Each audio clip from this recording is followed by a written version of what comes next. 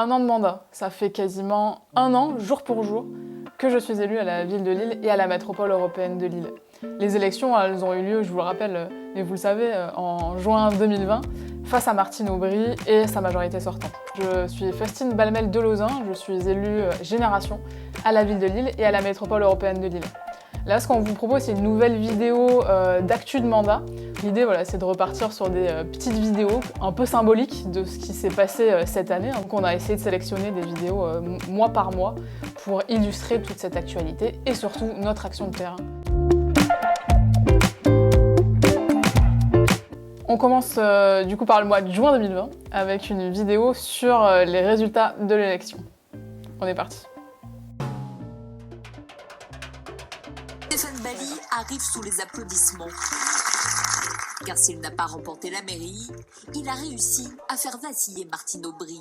Seulement 227 voix le séparent de sa concurrente. Votre déception est la mienne. Nous nous sommes approchés si près du but, 227 voix. À une poignée de voix, nous n'avons pas gagné. Le Parti socialiste et ses alliés remportent donc 43 sièges au conseil municipal. Je suis dedans. Non mais il y a les militants de Génération aussi. Dans cette crise qui s'annonce encore plus forte, pour réduire les inégalités sociales, je n'ai jamais oublié ce qui est le fondement de mon engagement et pour évidemment aller encore plus vite dans la transition écologique. C'est dur de revoir les images de... C'est sûr que ça reste...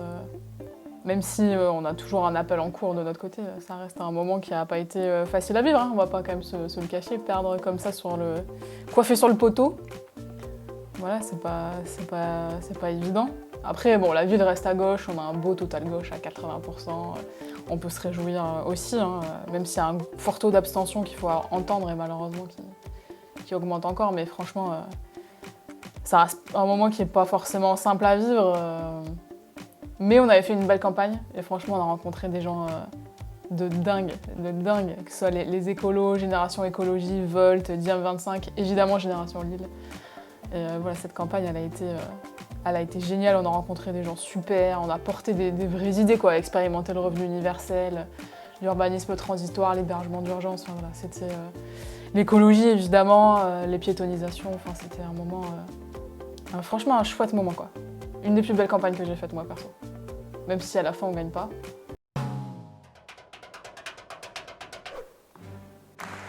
Toute fin de matinée, Damien Castelin est réélu, sans grande surprise. Bien évidemment, c'est avec beaucoup d'émotion que je reçois le témoignage de votre confiance. Mais l'attente fut plus longue que prévu en raison d'une suspension de séance. Monsieur, je ne vous donne plus la parole. Il me semblait important que les élus de cette assemblée puissent prendre connaissance de ce rapport de la Chambre régionale des comptes. Un rapport qui dénonce l'emménagement de la MEL dans les nouveaux locaux du Biotope, sujet qui, pas plus que la mise en examen de Damien Castelin, n'a fait changer d'avis ses soutiens, comme le groupe PS, qui donne toutefois un avertissement. Si des jugements condamnaient certains des membres de cette assemblée, et si les intéressés ne les respectaient pas et n'en tiraient pas toutes les conséquences au regard des jugements, alors nous le ferions nous-mêmes, y compris si nécessaire, par la démission. Non mais franchement, cette utilisation du conditionnel, c'est quand même génial. Il y a une majorité, une opposition. J'ai tendu la main, je respecterai l'opposition. Nous prendrons en compte bien évidemment leurs remarques, leurs critiques à partir du moment où ce n'est pas en dessous de la ceinture. Pour la troisième candidate, Pauline Ségard, élue verte, cet exécutif est un symbole de la politique d'avant, avec peu de changements de personnalité et encore moins de femmes qu'en 2014. Non mais ce premier conseil, franchement, ce premier conseil à la métropole, il était lunaire. Je pense qu'on ne s'attendait pas du tout à ça. Bon, on est des nouveaux élus, hein. Enfin, nous, dans le groupe à la métropole, on est 9 avec Génération Écologie, Génération Lille et Europe Écologie Les Verts. On est je pense qu'on est le groupe le plus jeune et le plus féminin. Donc déjà, on dénote un peu des moins de 30 ans au conseil de la MEL, il n'y en a pas des masses, quoi. Donc déjà, on dénote un peu. Nous, on arrivait un peu la fleur au fusil et tout, motivés, et puis on a vite déchanté quand même, pour être honnête. Déjà, je pense que la moyenne d'âge, elle est quand même super élevée. Voilà, on est sur une assemblée très masculine, plutôt âgée, un peu ronronnante. Et puis cette élection de Castelin, franchement, c'était... Ouais, j'ai même pas de mots, quoi, tellement c'était en même temps lunaire et pathétique à la fois, quoi. C'était d'une tristesse de voir la droite et la gauche s'allier pour faire élire Damien Castelin, président de la métropole, encore une fois. On s'est dit que 6 ans, ça allait pas être facile, honnêtement, à la métropole. Et puis voilà, comme il le dit très bien, maintenant il y a une majorité et une opposition. Moi d'un côté, je trouve que c'est plutôt sain que ça fonctionne comme ça. Nous, on a une expression qui est libre aussi, on porte un peu plus, j'espère qu'on fait avancer les choses. Parce que franchement, il y a du boulot à la métropole. Sur la gratuité des transports en commun, il y a du boulot. Sur l'écologie, il y a du boulot. Sur l'habitat, il y a du boulot. Sur le ramassage des déchets, il y a du boulot. Enfin vraiment, on est en retard. Le mois d'août, c'est bon ?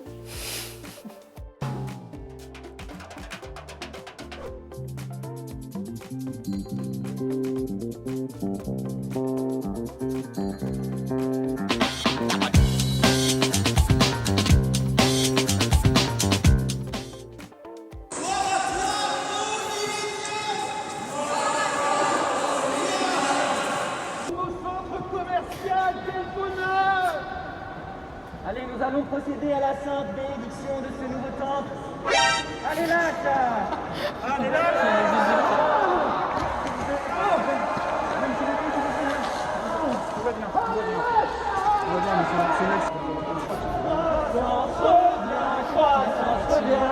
Croissance revient parmi les tiens. Pour notre bonheur, montre-nous le chemin. Toi qui nous aveugle si bien. Et donc, nous sommes ravis ici. Merci à Martine Aubry. Merci Martine. Si nous ne soyons pas à Gras, c'est quand même grâce à elle que tout ça a vu le jour. Je te bénis. Nous te bénissons tous ici.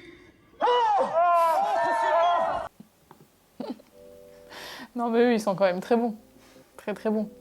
Qu'on soit d'accord ou pas, franchement, il faut saluer quand même la créativité des actions qu'ils mènent. Et depuis des années, hein, franchement, à travers l'humour, ils font passer quand même plein d'idées. Et là, sur l'Illénium, franchement, on peut que dire qu'ils ont raison quand même, quoi. Enfin, ce centre commercial qui date d'un autre siècle, qui promeut une consommation capitaliste, pour utiliser les gros mots, mais enfin, c'est tout ce qu'on veut plus faire, quoi. Aujourd'hui, on veut du commerce de proximité, on veut des espaces verts, et là, c'est un centre commercial avec des parkings.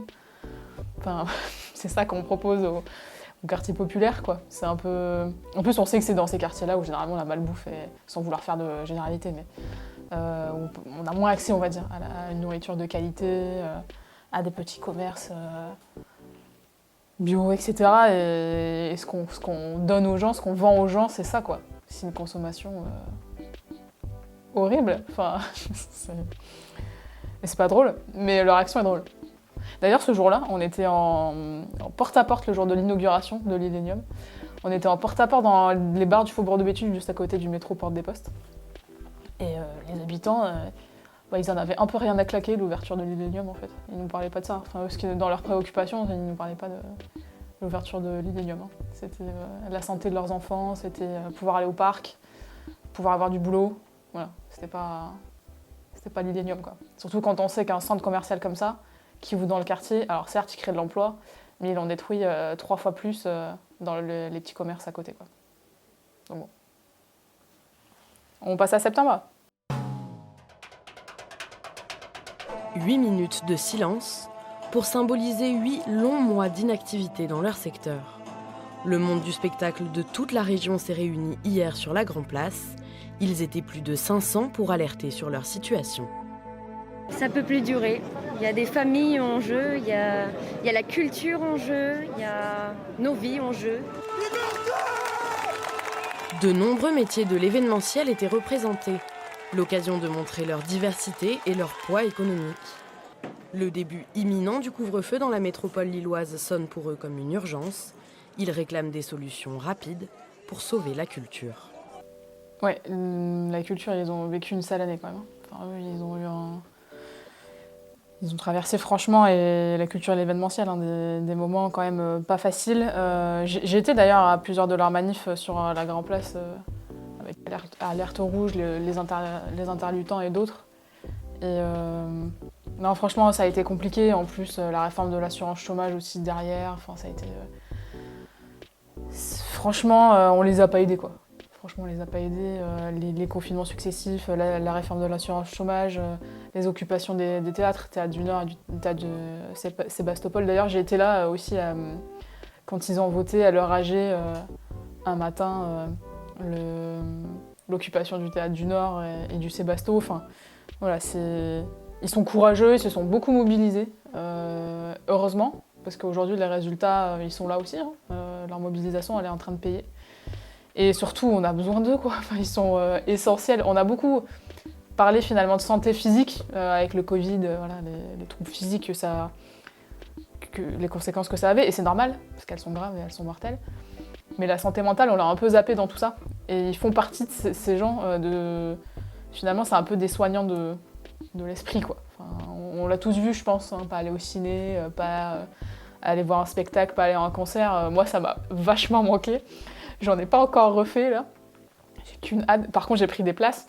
J'ai qu'une hâte, c'est d'y retourner à fond. Retourner au ciné, je suis pas retournée encore non plus. Et voilà, c'est vraiment de reprofiter de tout ça, toute cette ouverture de nos musées, de nos cinés, de nos salles de concert, quoi. On a besoin d'eux. Et ils sont essentiels, contrairement à ce qui a été dit, ils sont essentiels. Et donc le mois d'octobre, qui est un mois que j'apprécie tout particulièrement. Oh là là. Ah bon. Oui, merci Madame la maire, chers collègues. Notre groupe salue... Ah mais c'est horrible de se regarder, je sais pas si... Ok, bon. Je suis obligée de regarder... Ok. L'action des associations qui agissent auprès des plus précaires et luttent contre le sans-abrisme et la misère dans notre ville. Essentielle à l'accompagnement des habitants en situation difficile, elle pallie trop souvent l'inaction de l'État avec des moyens insuffisants. Nous soutiendrons sans réserve ces structures et les actions menées en faveur des sans-abri, des précaires et des habitants les plus pauvres. Ouais, bah c'était ma première vraie intervention, j'ai envie de dire, au conseil municipal de Lille, sur un sujet qui me tient fort à cœur, sur l'hébergement d'urgence et la lutte contre la pauvreté. Là, j'avais pris le prétexte quelque part d'une délibération de subvention. C'était un peu aussi pour poser, voilà, une première fois en tout cas, les thèmes qui allaient un peu rythmer l'année aussi. Là aussi, quand même, sur la lutte contre la pauvreté, on a du boulot, quoi. Même si c'est la gauche au pouvoir à Lille, il y a quand même du boulot. Enfin, les chiffres, ils sont rappelés dans la vidéo, quoi. C'est quasiment 3000 personnes à la rue, en squat ou en campement. Et d'ailleurs, on n'a pas vécu des moments super faciles, quand même, hein, cette année-là. Franchement, pour une première année de mandat, là-dessus, ça a été un peu mouvementé sur ce sujet. Je me rappelle m'être glacée dehors à la Friche en Sauveur, une nuit, début de nuit, avec deux autres collègues écolos sur place parce qu'ils étaient en train d'évacuer les logements qui sont boulevard Le Bas et où des personnes s'étaient réfugiées pour passer la nuit parce qu'ils avaient froid. Et on a passé des heures dehors à discutailler avec le commissaire et la police nationale pour que les choses se passent bien, qu'on traite bien les gens. On a dû quand même pas mal parlementer, mais au final, voilà, il y a eu des relogements. Et franchement, il y a un truc qu'il faut souligner, qu'il faut matraquer, c'est le boulot des assos dans cette ville, notamment des assos qui n'ont pas de subvention publique, ou qui se débrouillent avec 3 francs 6 sous et 2 bouts de ficelle pour sauver des gens, quoi. Enfin, là, on parle de ça quand même. On parle de gens qui pouvaient potentiellement avoir des problèmes parce qu'il faisait trop froid pour dormir dehors. Heureusement qu'elles sont là, parce que nous, notre action politique, elle est minime. Faire une intervention au conseil municipal, c'est rien, c'est eux qui font le taf derrière, c'est eux qui sont tous les jours sur le terrain, sur la friche. Voilà, nous, le minimum qu'il faut qu'on fasse, c'est les soutenir le plus possible et tout faire pour que la situation, elle s'améliore, quoi. On passe au mois de novembre. Non, il y a le chat qui qui regarde. Ah, ça clignote, c'est pour ça qu'il regarde. Enfin bref.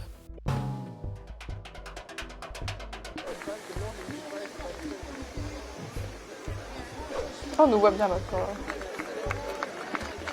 Fred.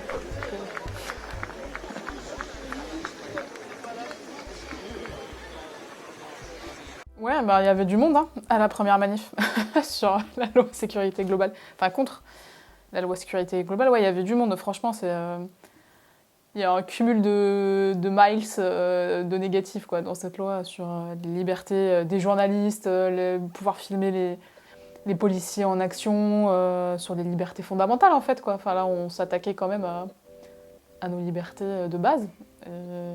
Ça faisait plaisir à voir quand même cette mobilisation là, avec les drapeaux de toutes les couleurs, beaucoup de partis politiques, souvent de gauche, on va pas se mentir.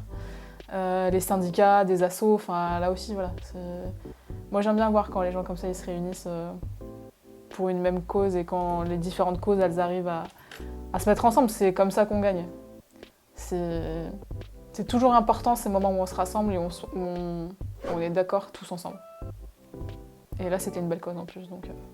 On est parti pour décembre ? Allez. Un peu de fraîcheur.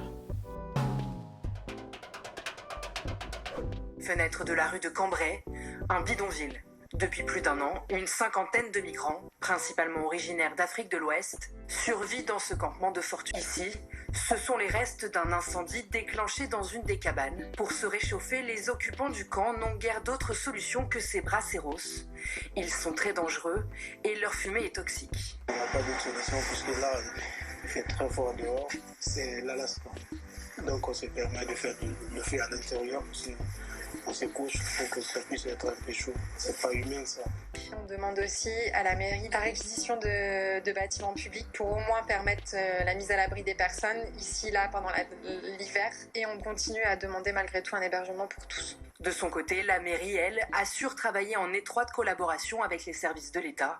Sur les 46 dossiers de demande de logement, 18 ont pour l'heure été validés par la préfecture et devraient recevoir une proposition d'hébergement dans les semaines à venir. Ouais, ça aussi, merci les assos, encore une fois. Et puis, oui, ces incendies. Là, c'était le premier sur la friche Saint-Sauveur. Il y a une 40aine de personnes là, qui dormaient là-bas à ce moment-là. Il y en a eu d'autres après. Il y en a eu d'autres. On n'a pas arrêté d'alerter, quoi. Nous, on n'a pas arrêté d'alerter au conseil municipal à Lille. J'avais déposé une question orale, d'ailleurs, juste après le premier incendie. Ici, j'avais rencontré l'adjointe, d'ailleurs, pour justement ce que dit Ophélie dans le reportage. Réquisitionner un bâtiment vide, ça n'avait pas été une discussion très simple, honnêtement. Franchement, je sais pas, on s'était vu quand même longtemps pour pas aboutir à grand-chose. Enfin, on n'est pas sur la même longueur d'onde, quoi, avec la majorité locale là-dessus. Moi, je pense que quand il y a des vies humaines en jeu, on ne doit pas attendre. On ne doit pas attendre, on réagit vite et on se dépêche de trouver des solutions. On passe pas sa vie dans des réunions, à dialoguer avec le préfet. Enfin, on agit, quoi. Janvier. Aujourd'hui, je vous parle de la friche Saint-Sauveur. Alors la friche Saint-Sauveur, c'est où ? C'est à Lille, juste à côté de la gare Saint-Sauveur, entre le parc Jean-Baptiste Lebas, le parc aux Grilles Rouges, et derrière moi, le métro Porte de Valenciennes, l'auberge de jeunesse. Depuis quelques jours, les personnes ont été relogées et c'est une bonne nouvelle. Toutefois, on trouve quand même un petit peu dommage qu'il ait fallu entendre le plan grand froid et des températures négatives, même un incendie sur la friche et des coupures d'eau intempestives sur le terrain pour que ces personnes soient hébergées. Nous, ce qu'on demande, c'est un hébergement durable et pérenne et aujourd'hui, malheureusement, l'État ne nous en donne pas les garanties. Pour lutter contre la pauvreté, on va continuer à se battre pour réquisitionner des logements vacants ou des bâtiments municipaux publics pour héberger les personnes en grande difficulté. Et on va continuer à se battre pour un accueil digne des exilés dans cette ville.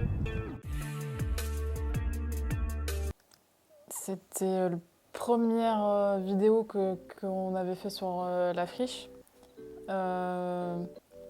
D'ailleurs, je me permets quand même, parce que vous ne le voyez pas, parce qu'il n'est pas de l'autre côté, mais il y a un militant qui travaille beaucoup avec moi sur ces questions de communiquer sur les sujets, notamment la lutte contre la pauvreté, l'écologie, etc. Donc petit big up à Jocelyn quand même, qui fait tout ce travail derrière que vous ne voyez pas, mais qui travaille plus que moi sur tout le montage, etc. sur ces vidéos. Et ouais, voilà. C'était la première fois qu'on en parlait vraiment plus, et encore une fois en lien avec les assos. Et puis c'est vrai qu'avec le temps on oublie, mais il y avait les questions de l'incendie, des incendies, la question de la coupure d'eau, il y a eu la question de l'hébergement, la réquisition de logement. D'ailleurs ça c'est toujours pas fini, c'est toujours des histoires qui sont en cours, des propositions qu'on porte qui sont en cours, qu'on lâchera pas. jusqu'à ce qu'il y ait des solutions pérennes, puisqu'il y a eu des solutions temporaires pour l'instant, des hébergements à l'hôtel par exemple pour les personnes qui vivaient sur la friche Saint-Sauveur, des personnes exilées ou sans abri. Et voilà, là-dessus, l'histoire n'est pas terminée. Et d'ailleurs, si vous voulez voir la vidéo qui n'est pas sur YouTube, parce qu'on n'avait pas encore, on fonctionnait pas encore de cette manière, vous pouvez la retrouver sur la page. Donc là, on est au mois de février. Plus aucun train ne s'arrête à cette gare. Dorénavant, ce lieu est uniquement dédié à la vente de billets. S'il est inutile voire inconnu pour beaucoup à l'ère du numérique, selon ses usagers, ce guichet propose bien plus que des billets. J'ai ma fille qui habite en Dordogne et donc quand j'ai un ticket à acheter, j'ai là et ils se sont toujours bien occupés de moi. Ah mais moi Internet, j'y connais rien. Il faudra que je vais à Lille, mais c'est la catastrophe, elle me verra moins. Ouais, ça c'est la question des services publics dans nos communes, parce que souvent on pense que ça touche que les milieux ruraux ou les quartiers avec des grosses barres d'immeubles où il y a finalement plus que des logements, etc. Bah non, en fait là ça touche vraiment aussi nos centres-villes, quoi. Quand il y a un service public comme celui de la SNCF qui ferme, c'est la vie de plein de gens finalement qui est modifiée. Moi je connais un habitant de Lille qui habite à Oisem, qui va acheter ses billets de train à la gare de l'Homme parce que c'était... Malheureusement, c'est fermé maintenant. Mais c'était plus petit, plus facile, plus convivial quelque part. Et voilà, encore un service public de moins. Il y avait eu une manifestation à laquelle on avait participé avec Génération et avec le groupe d'élus à la ville de Lille. Suite à ça, il y avait eu une réunion avec la SNCF et les différentes formations politiques qui avaient été présentes à la manif et les syndicats, bien évidemment. Et franchement, c'était... la logique de la direction de la SNCF ou de leurs milliards de filiales, voilà, c'est triste, quoi. C'est le rendement, il faut que ça rentre dans les caisses, l'argent, bien sûr. Voilà. Donc du coup, elle est fermée depuis 2 mois, là, maintenant. Et donc, le mois de mars. Dernière question. Pourquoi ne pas élargir ce remboursement à d'autres populations, notamment à tous les jeunes de moins de 25 ans qui, globalement, n'ont pas une situation très favorable? Pour conclure, nous rappellerons que notre groupe est attaché à la mise en place d'une gratuité des transports pour l'ensemble de la population à plus long terme. Nous espérons des avancées rapides et pérennes sur ce point. Je vous remercie. Jamais assez vite, jamais assez fort. Je crois qu'un jour vous serez, je l'espère pour vous, en responsabilité et vous allez voir la difficulté de gérer des contrats de 2 milliards et de voir comment on prend cette décision. On a tergiversé depuis 4 mois, j'espère que c'est une plaisanterie. On vous a jamais entendu sur le sujet alors que nous travaillons sur l'ensemble des étudiants et de trouver une solution qui n'est pas facile par rapport à un contrat et dans le temps des délibérations. Alors je veux bien effectivement entendre toutes sortes de critiques, mais qu'est-ce que vous proposez ? Qu'est-ce que vous proposez de plus que ce que Sébastien Leprêtre, moi, Martine Aubry et la majorité avons obtenu sur ce sujet vis-à-vis de notre délégataire? Où est-ce que je vais trouver les 135 millions d'euros de fonctionnement pour aller dans vos idées, j'allais dire dans vos rêves? C'est impossible. Génial. Génial. Si un jour vous êtes à ma place et que vous trouvez 135 millions d'euros par an de fonctionnement heureux, gratuité, et puis demain vous allez me dire gratuité pour l'électricité, gratuité pour l'eau, gratuité pour les résidus urbains, on n'a jamais ce type de débat. Voilà, la réponse elle est en même temps méprisante et nulle, je trouve, sur le fond. Bon, on a déjà fait une vidéo là-dessus, donc voilà, tous les éléments ils sont apportés plus en détail, mais c'est quand même dingue quand il a fallu quand même qu'il y ait une mobilisation des étudiants, il a fallu qu'il y ait quand même des actions à Transpol, à la gare, etc., juste devant le local de Transpol d'Ilevia, par des militants politiques, etc., pour que le sujet il arrive à la métropole, quoi. Enfin, il a fallu une mobilisation pas possible pour un combat qui était complètement juste. Et voilà, la réponse, elle est tellement pas à la hauteur. Quand ils disent oui, on a obtenu la main sur le cœur, elle est très mollo dans la voix, on devrait se réjouir. Non mais franchement, bref. Passons. Avril. Installés tôt ce matin sur le toit de ce bâtiment municipal inoccupé, une dizaine de militants délogés en début d'après-midi, brigade d'intervention spéciale et tir de LBD. L'opération a duré plus de 3 heures pour évacuer le bâtiment. Objectif, récupérer cette ancienne école pour enfants handicapés pour y loger les sans-abri. C'est un immeuble qui est en parfait état, qui peut être utilisé, qui est inoccupé depuis 10 ans et qui appartient à la mairie. La même mairie qui renvoie la responsabilité à la préfecture, à la métropole européenne de Lille, en disant qu'elle ne peut rien faire contre le sans-abrisme mais qu'elle fait déjà son maximum. Un élu vert de la ville vient également soutenir l'action. Entre les bureaux fermés, les logements qui ont été fermés aussi pour des programmes immobiliers, il y a quand même énormément d'espace disponible à Lille et je pense clairement qu'on pourrait s'arranger pour héberger tout le monde. Bon, déjà, petite rectification quand même. C'est pas un élu écologiste, c'était des élus écologistes et de gauche. Parce qu'on était, on a été nombreux à passer sur l'événement et à rester quand même plusieurs heures. Ça a été une longue opération qui est finalement la continuité de ce qui s'est un peu passé à la friche au final, entre des gens qui dorment dehors et des bâtiments vacants qui appartiennent au pouvoir public. Là, on est sur un bâtiment quand même vacant depuis 10 ans, quasiment. Voilà, et l'action des assos, encore une fois, qui permet de révéler un peu au grand public finalement ces aberrations, heureusement qu'ils sont là, pour le coup. Après, on a pas mal bossé avec eux aussi sur ces questions-là. Et sur la vacance de logements, de bâtiments publics, de logements privés d'ailleurs, ou de bailleurs sociaux. Même au niveau du groupe auquel j'appartiens à la mairie, on rencontre aussi d'autres communes, d'autres intercos de France pour savoir ce qui se fait ailleurs. Il y a plein de solutions qui sont développées. Alors c'est très différent, hein, il y a plein de modèles différents.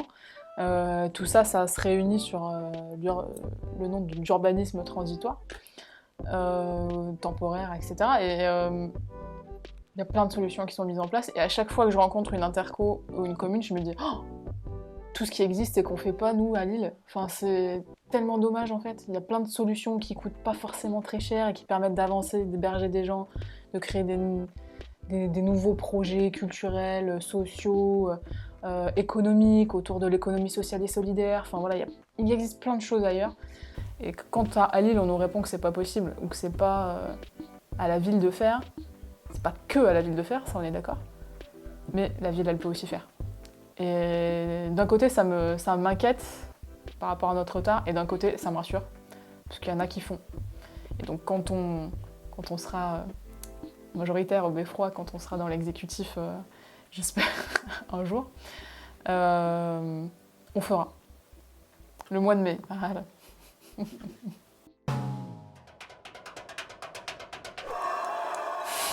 Dans une ambiance indescriptible, les supporters communient enfin avec les joueurs. Dans leurs mains, le précieux trophée. Qu'ils soient au bord de la route ou hissés sur le bus, les Lillois ne font qu'un. Difficile de contenir leur joie. J'ai regardé, j'ai admiré la coupe, mais après avec la foule, on s'est un petit peu entraîné, vous avez bien vu, on s'est débordé. Mais c'est un grand moment de joie et de bonheur pour Lille. Bah, comme c'est ma première fois, c'est énorme. Allez ! 10 ans après, la même ferveur, un moment de partage qui restera assurément gravé dans l'histoire du LOSC. Oh, franchement, ça reste de belles images, quoi. Je sais qu'il y avait une inquiétude, ce qui était normal, hein, sur le Covid et tout. Finalement, il n'y a pas eu d'effet Covid suite au rassemblement qui avait été autorisé par la mairie et la préfecture. Donc, ouais, c'est des belles images. C'est les premières images aussi du début du déconfinement. Les gens se retrouvent, on gagne. Ça fait 10 ans que c'est pas arrivé. Enfin, c'était un beau moment, quoi, un chouette moment qui célèbre la ville, qui célèbre le sport, autour de ce qu'il a de populaire aussi, quoi. Voilà, ça fait rêver les ptios. Qui ne saute pas n'est pas lillois, c'est ça. J'espère que 2021-2022, il la ramène à la maison encore. On part pour le dernier mois, du coup, pour boucler la boucle, le mois de juin. On sait qu'à l'échelle de la métropole lilloise, c'était à peu près 40 expulsions par semaine. À l'échelle de l'île, 10 par semaine. Si on compte l'augmentation conséquente en fait du nombre d'expulsions, on peut s'attendre à un doublement facile de ces chiffres, de ces expulsions. En sachant que on pense là expulsion, donc c'est-à-dire que l'État autorise l'expulsion, mais il y a aussi des expulsions qui ont lieu en dehors du cadre légal, en dehors de l'autorisation par l'État de ces expulsions. Juste là-dessus, il a raison. Une dame qui s'est fait mettre dehors pendant la trêve hivernale par un propriétaire, donc c'est un logement privé, pendant la trêve hivernale, quoi. Avec sa fille, voilà, qui est mineure, et son conjoint. Tout va bien. Hallucinant. Enfin bref, je vous raconte la suite après. L'idée, c'est que ce qui a été dit par la ministre du Logement, donc Emmanuelle Vargon, c'est l'instruction au préfet de dire en fait il faut un relogement pour les personnes ou à minima un hébergement. Le problème, c'est que ça paraît quand même assez déconnant dans le sens où le nombre de places est quand même assez limité, soit dans l'hébergement d'urgence, donc en plus avec la fin de la veille saisonnière, donc d'autant plus il y aura des places en moins dans l'hébergement d'urgence, et parallèlement le nombre de logements sociaux, voire très sociaux, sont assez limités pour accueillir toutes ces personnes. Mais non mais il a raison, cet homme. Il n'y a pas assez de place, point. Il n'y a pas assez de place d'hébergement. La trêve hivernale qui a été terminée au 1er juin là, 2021. Donc on a remis les gens dehors. En tout cas pour les locataires qui étaient expulsables ont été expulsés. Sans compter ce que je vous disais, il y en a qui ont quand même été expulsés sous pression des propriétaires, du propriétaire là, en l'occurrence, pendant la trêve hivernale, quoi. C'est hallucinant. Et il a complètement raison, il manque d'hébergement d'urgence, il manque de logements très sociaux, surtout qu'avec les projets de renouvellement urbain dans certains quartiers de l'île, on supprime. Alors, je sais que la majorité, ils n'aiment pas qu'on dise ça, mais dans les faits, c'est ce qui se passe. On supprime du logement très social pour créer de la mixité sociale. Donc en fait, on supprime du très social pour mettre soit du un peu moins social, voire pas du social du tout. Donc c'est forcément, on a une partie de la population la plus précaire, la plus en difficulté, qui se retrouve sans solution.